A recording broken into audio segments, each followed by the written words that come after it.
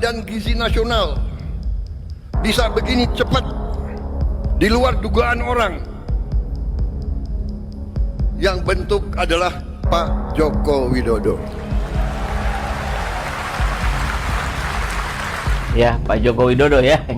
Jadi kalau ada kendala sejak awal, ya tentu Pak Joko Widodo mestinya sih dipanggil, dimintai pertanggungjawabannya. Maka MBG sampai kapanpun adalah maling berkedok di sini. Yang berpindah dan berubah hanya aktornya. Dan ini juga tidak boleh membuat kita lepas dari fokus utama kita, bahwa yang paling utama bersalah bukan Dadan. Dadan itu sejak kapan jadi pejabat? Beliau sejak kapan punya kekuasaan? Baru-baru ini. Dalam psikologi politik, tidak mungkin orang yang baru punya kekuasaan punya cukup keberanian untuk korupsi setiap hari miliaran. Kita bayangkan kalau sudah lebih dari 500 hari MBG itu berjalan, hampir 2 tahun ini, maka 1,5 triliun sendiri uang yang dikorupsi oleh Dadan ini. Mungkinkah, pertanyaan untuk kita semua, mungkinkah Pak Dadan itu melakukan itu atas inisiatifnya sendiri, atas kemauannya sendiri, dan tanpa ada jaminan dari seseorang, entah kekuatan apa itu, bahwa kamu akan aman? Atau jangan-jangan tidak hanya soal jaminan, tapi justru perintah. Nah, ini yang saya ingin sampaikan ke aparat penegak hukum, bahwa jangan ragu-ragu untuk menegakkan hukum. Ex-Waka BGN Sony Sonjaya langsung siap-siap ajukan jadi justice kolaborator. Keren. Siap bernyanyi merdu, nih buat bongkar siapa saja elit parpol, aparat, dan maklar yang kebagian jatah lapak jual beli izin SPBG. Siapkan camilan, festival buka-bukaan borok dimulai. Ya, besok lusa akan banyak kabar yang mengarah ke sini ya, banyak media tentu, karena ini menjadi pertaruhan dari program mulianya Prabowo Subianto untuk rakyat Indonesia ya. Ini di screenshot dari CNN, ex-Waka BGN Sony Sonjaya akan ajukan diri jadi justice kolaborator. Dadan Hindayana itu orangnya Jokowi, lagi-lagi orangnya Jokowi. Yang melantik dia menjadi Badan Gizi Nasional itu adalah Jokowi. Orangnya Jokowi, lagi-lagi orangnya Jokowi, lagi-lagi orangnya Jokowi. Dusta mana lagi yang kalian dustakan? Micak yang model bagaimana lagi yang matamu tuh micak terus? Jutaan kali kita ngomong, jutaan kali kita sampaikan, ya kan, bahwa rezim terkutuk laknatullah Jokowi 10 tahun yang lalu itu adalah penipu, pendusta, perusak, pembohong. Walaupun orangnya sudah tidak berkuasa, daya rusaknya sampai kiamat nanti gak selesai kalau memang gak diselesaikan. Orang-orangnya, tuyul-tuyulnya, penyembah-penyembahnya itu masih bercokol di dalam kabinet Prabowo, termasuk Prabowo sendiri itu orangnya Jokowi. Ya, hidup Jokowi, hidup Jokowi. Ya, cicik. Kurang apa lagi? Siapapun penyembah Jokowi, penyembah Jokowi, penjilat rezim Jokowi, ya kan, akan dihinakan sama Allah. Lambat pasti akan dihinakan.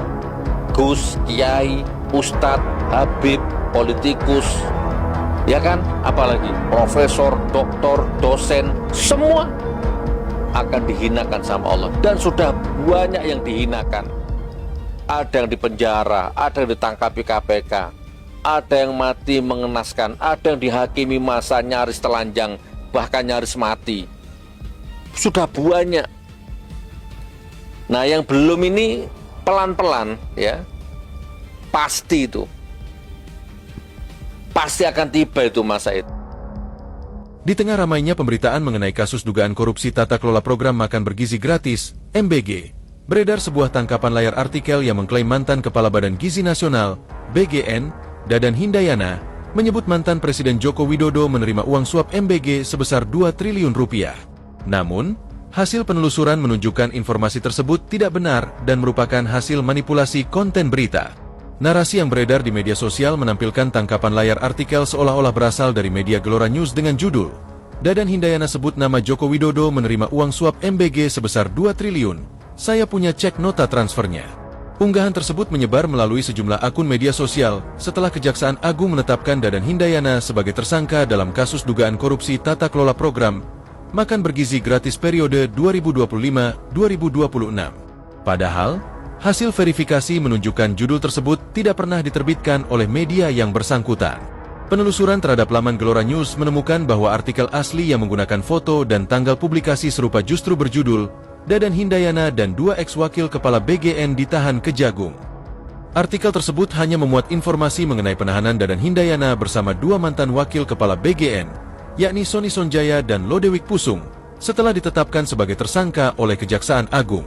Tidak ditemukan satupun pernyataan dalam artikel asli yang menyebut Joko Widodo menerima uang suap MBG sebesar 2 triliun rupiah. Hingga saat ini, juga tidak ada informasi resmi dari Kejaksaan Agung, Komisi Pemberantasan Korupsi, KPK, pengadilan, maupun lembaga penegak hukum lainnya yang menyatakan adanya pengakuan Dadan Hindayana terkait dugaan aliran dana 2 triliun rupiah kepada mantan Presiden Joko Widodo.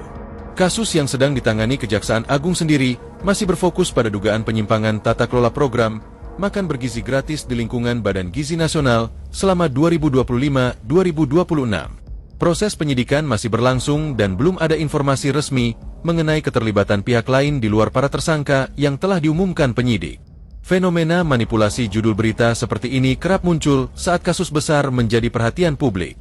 Pelaku biasanya mengubah judul asli sebuah artikel untuk menciptakan narasi yang sensasional, sementara foto, logo media, dan tampilan laman dibuat menyerupai berita asli agar tampak meyakinkan. Karena itu, masyarakat diimbau untuk memeriksa sumber informasi sebelum membagikannya, terutama jika menyangkut tuduhan pidana, korupsi, atau nama tokoh publik. Presiden Prabowo Subianto mengungkap bahwa terbongkarnya dugaan korupsi di Badan Gizi Nasional, BGN, tidak terjadi secara tiba-tiba. Di balik penetapan tersangka terhadap mantan kepala BGN Dadan Hindayana dan 2 mantan wakilnya, terdapat langkah khusus yang melibatkan 2 lembaga strategis negara, yakni Badan Pengawasan Keuangan dan Pembangunan, BPKP, serta Pusat Pelaporan dan Analisis Transaksi Keuangan, PPATK. Prabowo mengaku memanggil langsung Kepala BPKP Muhammad Yusuf Ateh dan Kepala PPATK Ivan Yustiavandana setelah menerima berbagai laporan mengenai dugaan masalah dalam tata kelola program makan bergizi gratis, MBG. Menurut Presiden, laporan yang masuk ke meja kerjanya tidak bisa diabaikan karena menyangkut program prioritas nasional yang menyentuh jutaan masyarakat Indonesia. Waktu saya mendapat laporan-laporan itu, saya panggil Kepala BPKP dan juga Kepala PPATK, dan saya panggil beberapa pejabat lain. Saya tanya, tolong saya mendapat laporan tentang BGN, kata Prabowo, dikutip Jumat 5 Juni. Keterlibatan BPKP dan PPATK menunjukkan bahwa Presiden tidak hanya mengandalkan laporan administratif, tetapi juga meminta penelusuran terhadap aspek keuangan dan aliran dana yang terkait dengan pelaksanaan program MBG. Berdasarkan informasi yang terungkap, pertemuan penting antara Presiden dan 2 pimpinan lembaga tersebut sempat dijadwalkan berlangsung pada Senin malam, 1 Juni 2026. Namun agenda itu mengalami penyesuaian dan baru terlaksana pada Selasa siang di kawasan Widya Chandra, Jakarta. Dalam pertemuan tersebut, Prabowo menerima paparan mengenai hasil penelusuran awal yang dilakukan kedua lembaga pengawas tersebut. Tidak lama setelah menerima laporan, Presiden menggelar rapat tertutup lanjutan di Wisma Danantara. Rangkaian pertemuan itu kemudian berujung pada keputusan besar untuk